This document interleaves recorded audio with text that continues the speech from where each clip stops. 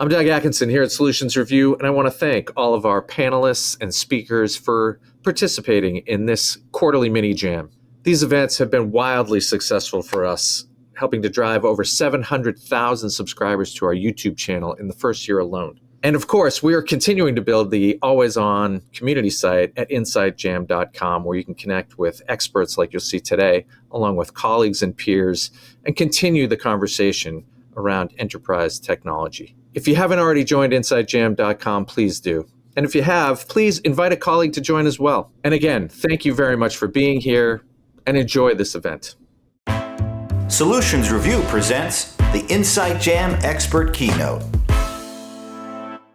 Hi, I'm Joe Perez, and this is the madness behind the method. What exactly does that mean? Stay tuned and find out for yourself. According to a recent Harvard Business Review report, U.S. companies spent more than $90 billion on training and development of their employees in 2018. That's nearly a third more than they did during the previous year.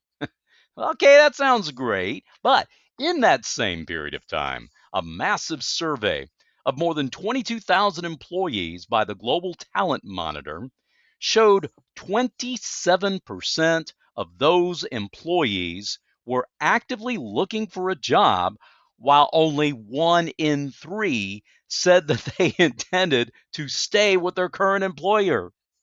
You know what? That sounds like a bit of a disconnect, if you ask me. So, why the disconnect?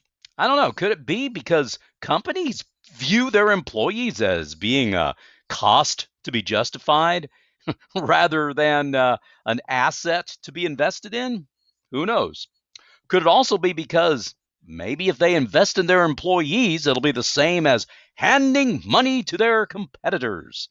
They say, oh, well, if we train them, why, they're just going to go to another company. Oh, yeah? Well, here's what Henry Ford had to say about that. The only thing worse than training your employees and having them leave is not training them and having them stay, right? Or could it be that perhaps they forgot that keeping valuable employees around should be just as important as when they recruited them in the first place? And for that matter, should an employee be any less important than a prospect? Well, to that point, a story is told about an accomplished executive who died and was sent to the gates of heaven. At the entrance, an angel stopped him and said to him, we have a problem. Your good deeds and your bad deeds are equal. So, tell you what, we're going to let you spend a week in heaven and a week in hell. And then you'll make your final decision after that. All right, the exec agreed, went up to heaven for a week, and sat with righteous people, listened to harps playing, eats endless cookies and ice cream, that kind of thing. At the end of the week, he goes to hell, where he bumps into all of his friends from work. Now, they're dressed up, really impressive looking. They're playing golf, all kinds of games, amazing food, drinks served, the works. Why, he has such a great time that the week just flies by. The executive is then asked by the angel to make his final decision. You know what? I wasn't expecting this, he said. But, by the looks of it, I think I'll choose hell. Immediately the clouds part, and he sees his friends dressed in rags shoveling coals into a fiery furnace. Whoa, whoa, whoa, whoa, whoa, what happened here? Man, yesterday we were laughing it up on the golf course, having drinks. What's going on? They turned to him and said, yesterday you were a prospect. Today you're an employee. Now, grab a shovel. Things are not always what they seem, right? All right, this little story in no way reflects upon my own personal view of heaven and hell, but still, the idea is often reflected in our HR departments, isn't it? Okay, if you think about it, HR is tasked with a myriad of responsibilities, the most significant of which is setting the tone for the training and retention of their staff, their workforce engagement. All right, to that end, to ensure transparency so that both the prospect and the employee are treated equally the same way with equal fairness, whether you think they're going to heaven or hell or, whatever.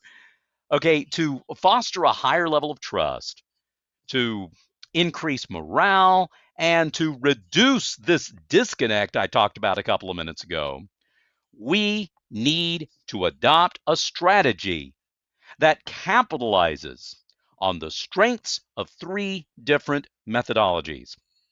And hopefully, no shovels required.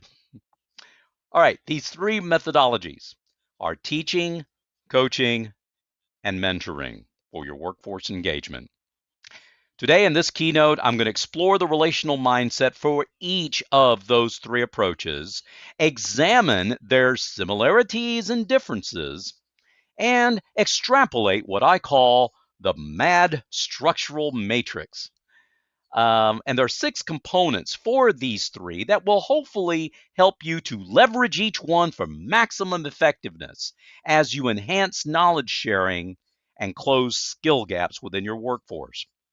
Okay, this matrix that I developed has 6 components, namely the emphasis, the focus, the goal, the approach, the summary, and the relationship for each of the 3 methodologies you see on the left. Now, let me be quick to add, there is no one size fits all approach, okay? Certain aspects for each of these 3 methodologies might be more appropriate than the other, depending upon the situation, the personality of the employee, the relational dynamics among peers, and or those at different levels of your organizational hierarchy, and other factors as well. It's best to try to achieve some sort of balance in your approach, which we will touch on in more detail in just a few minutes. Bottom line, sometimes people are going to wonder if there is a method behind your madness, when in reality, there might be a little bit of a madness behind your method. Well, let's dive into this thing, starting with defining the 3 methodologies. The first one is teaching. Webster defines it as the act of defining or imparting knowledge or skill. Aristotle once said, those who know do, those who understand teach.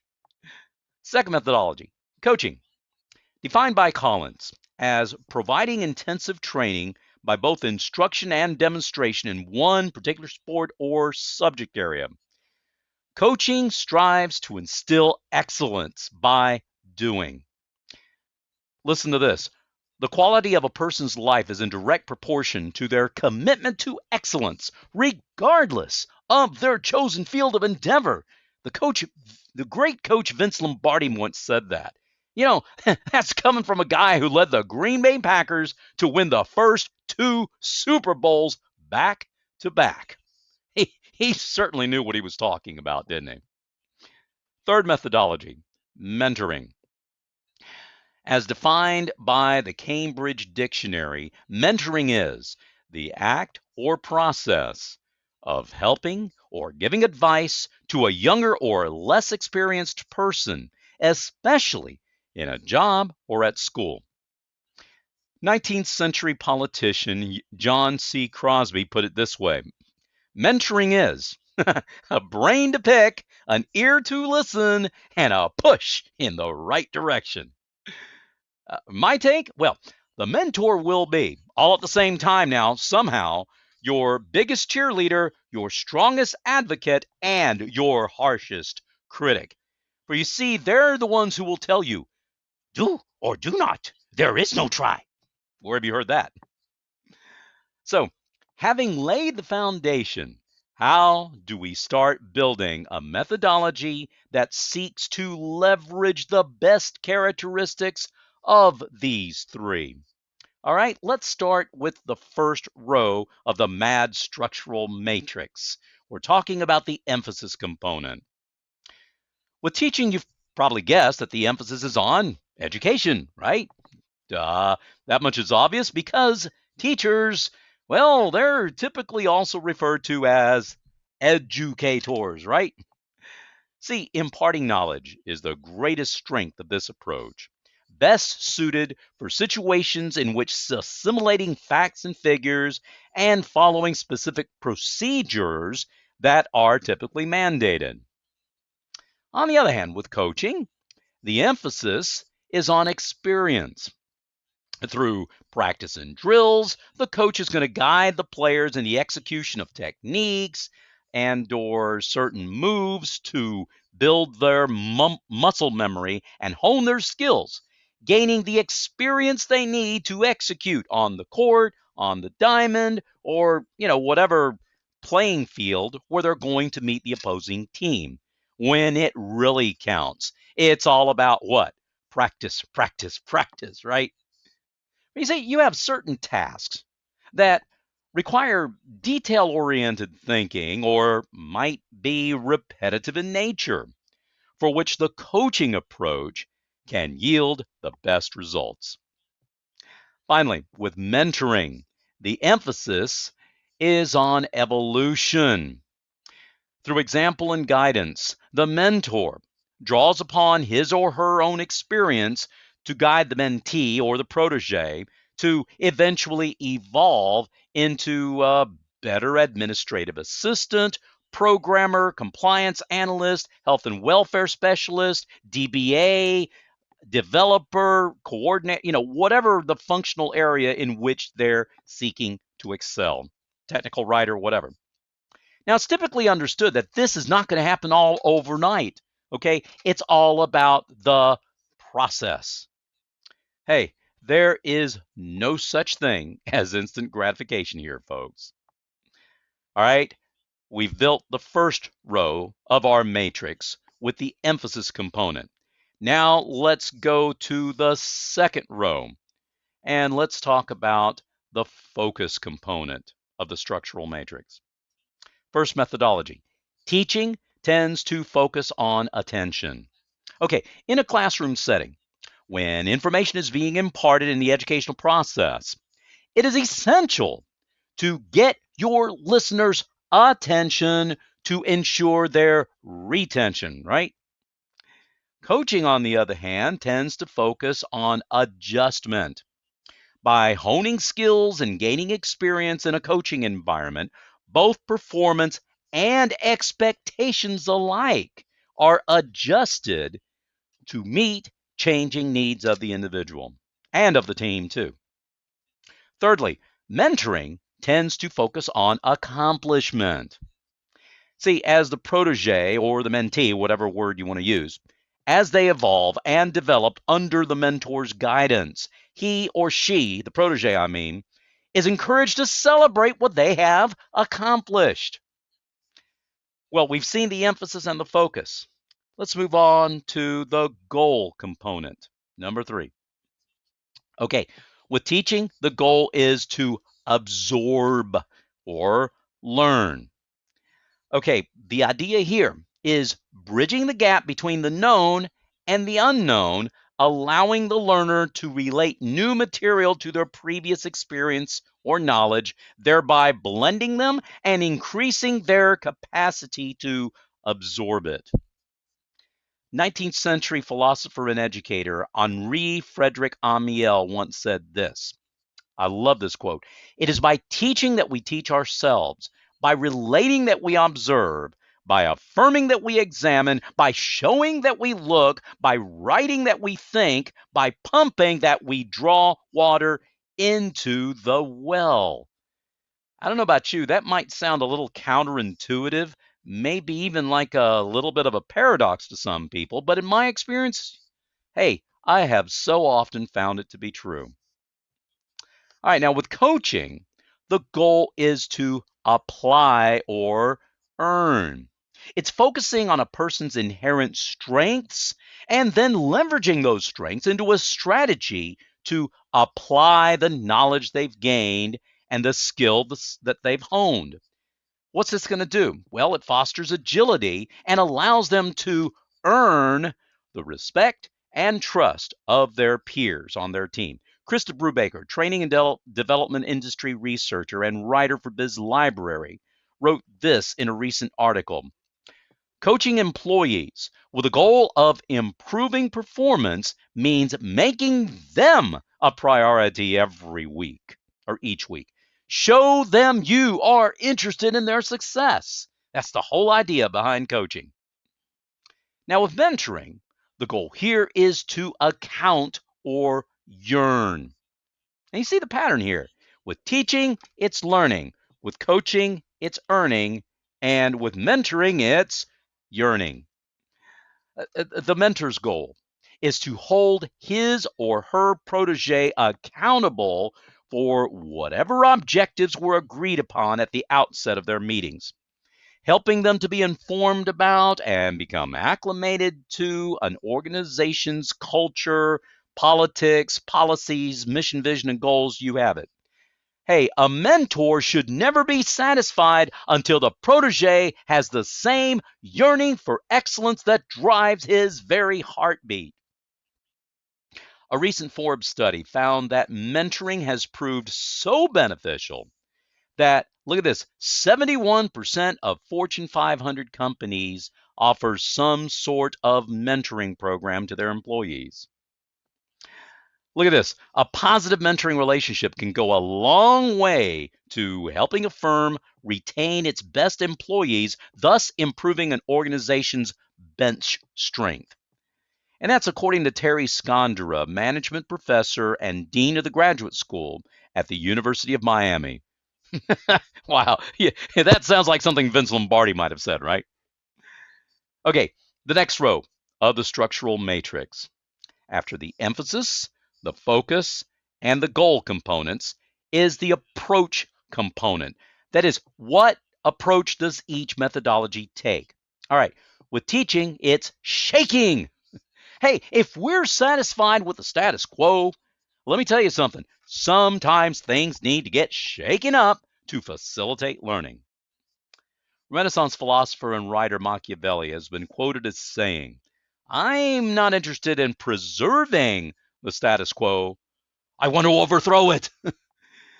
Okay, there's some debate as to whether the quote actually came from him or if it might have come from American politician Newt Gingrich. I don't care who said it. The point is, it rings true in my opinion. According to a recent study conducted by a joint SHRM-Harvard Business Review partnership, those interested in self-improvement found their work more enjoyable 31% more often. They used their strengths 33% more often and expressed 37% more confidence that they were gaining the skills and experience that they needed to develop their careers. You know what? That's what I call shaking things up. All right, with coaching, it's waking. Coaching tends to bring performance to life through motivation and awaken the desire for excellence within the members of the team. See, when that desire is not awakened, you get the opposite. It leads to disengagement, falling asleep, as it were. To that point, a recent Google consumer survey of more than 1,500 American workers found that while 3 out of every 4 American workers cared deeply about the welfare of their employer, only 23% of them said that they had full insight into how their organizations are actually doing.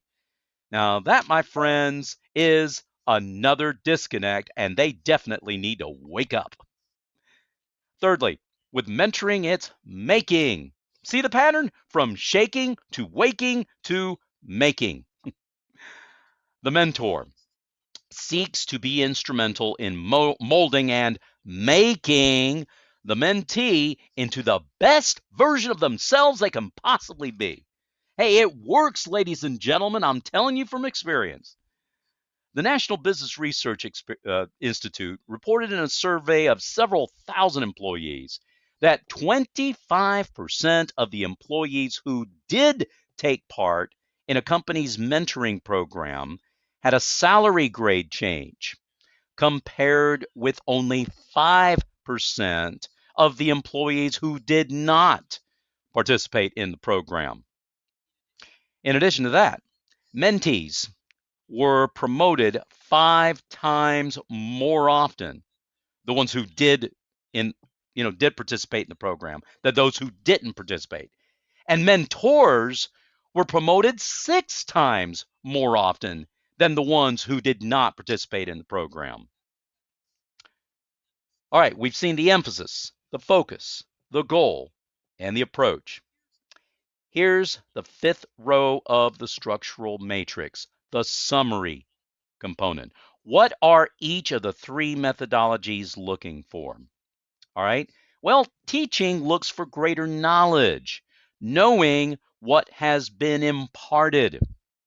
Hey, a teacher's joy comes from seeing that the knowledge that they have imparted has been received gladly by his or her students. Man, I remember my years as an educator. Nothing thrilled me more than to see the lights come on in the eyes of my students. Coaching, secondly, it looks for greater experience, and that's doing what's been instilled. And what coach doesn't get a thrill out of seeing their players executing on the court, on the field, wherever it is that they're playing their sport, executing with precision the things that they've been taught, the skills that have been drilled and instilled, okay? Thirdly, mentoring looks for greater perspective, and that's being what's been imprinted. See, good mentors are going to derive a great deal of satisfaction seeing that their mentees have imprinted upon them, or maybe they have imprinted upon the protege, whatever the case might be. Okay, when a protege rises to even greater levels of success than their mentor could ever hope for, that makes it worth it all. So when you focus on a summary of knowing, doing, and being as part of the method behind your madness or madness behind your method, and you develop what's been imparted, instilled, and imprinted, well, you're going to start thinking of it this way. As Confucius said, learning without thought is labor lost, whereas thought without learning is intellectual death, and that's something nobody wants. Okay, guess what, folks? We've made it to the last row of the structural matrix. If you are on the receiving end of each of these 3 methodologies, teaching, coaching, mentoring, what type of relationship do you have with the teacher, the coach, and the mentor? All right, first of all, with the teacher, you are the pupil. See, the pupil needs to feel at ease, and that's the teacher's job. Hey, this is crucial for ensuring the right learning environment.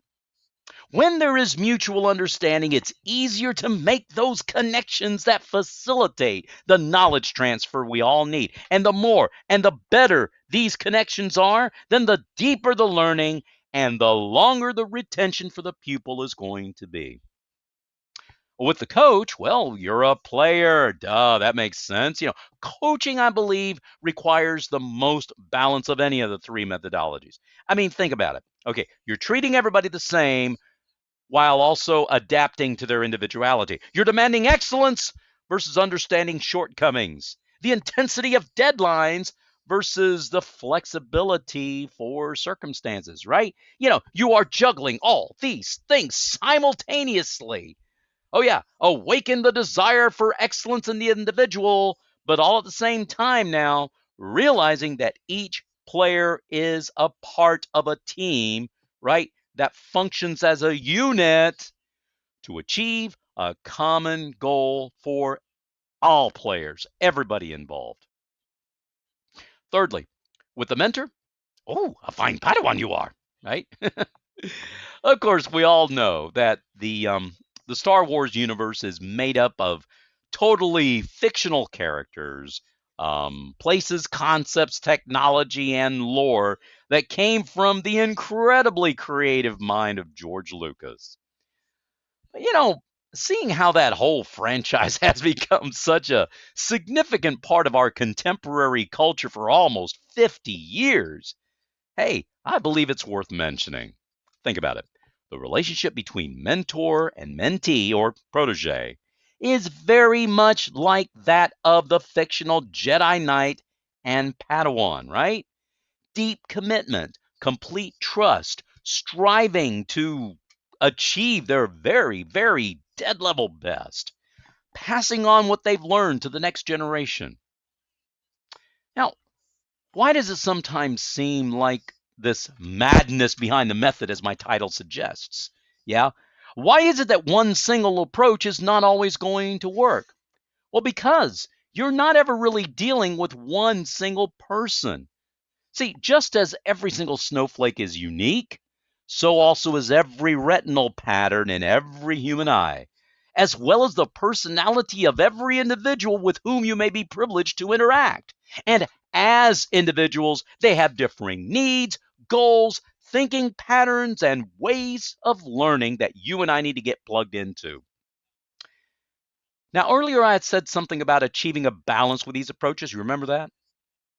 And that's because no single methodology is going to give you the silver bullet or the magic pill that always works in every single case.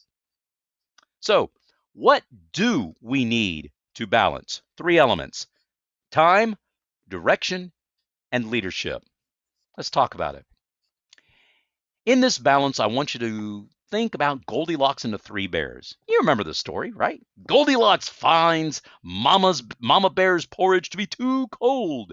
She found Papa Bear's porridge to be too hot. And she found Baby Bear's porridge to be just right. Okay, you remember that. Well, for a proper balance, you are looking for that Goldilocks zone, right in the middle. Not too cold, not too hot, but just right. Now let's take a look at each of these 3 elements: time, direction, and leadership, and see how they need to be just like Baby Bear's porridge, just right. Okay, first element, time. How much time should be devoted to the employee? Well, if not enough time is devoted, there's abandonment, and that results in failure. You're beaten down because you feel as though you've been abandoned. If too much time is devoted, on the other hand, there's micromanagement resulting in fracture. Here, you feel like you're broken, like you're constantly under somebody's thumb. But when there's the right amount of time, there's engagement resulting in fixture. You are better because the right balance has been achieved. Now, I would much rather be better than beaten or broken. Second element to be balanced, direction. How much direction should be provided? Okay, if there's not enough, well, then there's hardship, and that results in a stiffening. You can't move because nobody's steering the boat. If too much direction, there's a dictatorship, and the result here is a dampening. You don't want to move the boat because you've been oppressed. But when there's just the right amount, there's ownership and even partnership. Result here is an awakening. You get to help steer the boat and make things happen for yourself. See, it's much better to have ownership than to be stuck with a dictatorship or hardship. Third and final element to be balanced is leadership. How much leadership needs to be exerted? Well, if not enough leadership, well, you're going to get complacency resulting in damage. Nobody gets out of their comfort zone, nothing happens. If too much leadership is exerted, then you get dependency, resulting in bondage. In other words, you feel like you're trapped like a puppet on a string. But when there's the right amount, you have consistency, and that results in courage. Guess what? That's where the magic happens. Say the consistency that comes through courage is definitely preferable than to dependency or complacency. So with regard to time, direction, and leadership. Well, I'm sure our employees would much rather be fixed than failed or fractured. They'd much rather be awakened than stiffened or dampened. And they would much rather have consistency than complacency or dependency. Now, that porridge sounds like it's just right. Whether you got it from Goldilocks, the baby bear, or anybody else. All right, as I bring this keynote to a close, with these three methodologies, we also need to consider the difference between adhesion and cohesion. Now, you may recall from your high school chemistry classes that the force of attraction between molecules of different substances is called adhesion, as distinct from cohesion, or the force between molecules of the same substance. See, it is the adhesion of water that makes it bead and stick to the hood of your car that's just been waxed, like the picture here. But it's the cohesion of water that makes it stick to itself as fall as drops when it rains, as you see on the right. You know what? That's the way it is with people, isn't it? Okay, when those with differing personalities are paired up, right? When the teaching, coaching, or mentoring process is done correctly, their relative strengths and weaknesses mesh with each other, complement each other, and their adhesion is going to take them to new heights of success. In a similar way, pairing like personalities together is going to create a sense of camaraderie and sympathy, right? They're saying, you know what? I've been there. I know what you're going through, right? And their cohesion helps them to tackle difficulties and break through barriers. And with this, I'll close my keynote by giving you a story. A big steel company was feeling that it was time for a shakeup. So they hired a new head of human resources. Yeah, this guy. Well, this boss was determined to rid the company of all slackers. On a tour of the facilities, the new HR boss noticed a guy leaning up against a wall, apparently doing absolutely nothing. The room was full of workers, busy as they could be, and he just couldn't stand it. He wanted to let them know that he meant business. So he asked the guy, "Hey, you, standing over there, how much money do you make in a week?" A little surprised, the young man looked at him and said, well, I make 500 a week, sir. Why?" The HR director said, "Wait right here." He walked back to his office, came back in 2 minutes, handed the guy $2,100 bills, $2,000 in cash, and say, "Here's 4 weeks' pay. Now get out of here and don't you ever come back again." Feeling pretty good about himself, the new boss looks around the room and he says, "Now let that be a lesson to the rest of you punks. I will not put up with any kind of laziness around here. By the way, does anybody want to tell me what that slacker did around here?"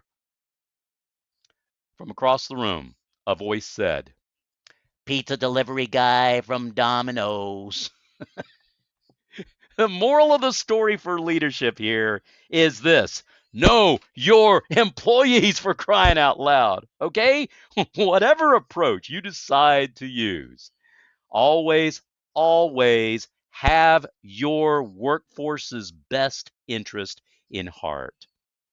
Hey, whatever way you end up deciding to build your own structural matrix, whether you use the one that I developed and shared with you today or wrote in a book as a model or not, just remember this: look upon your workforce not as a cost to be justified, but rather as an asset to be invested in. So, whether you have a method behind your madness or a madness behind your method, I'm going to leave you with this quote from Sir Richard Branson, billionaire chairman of Virgin Galactic. Listen to this: train people well enough so they can leave. Treat them well enough that they don't want to. Now, that, my friends, is indeed the method behind the madness? Or wait a minute, could it possibly be more like a madness behind the method? Well, you know what? I'm going to let you decide that one for yourself. And if you're interested, I've written a book by the same title. So, thanks so much for your time. I hope this has been beneficial to you. For video highlights, replays, and more, visit insightjam.com.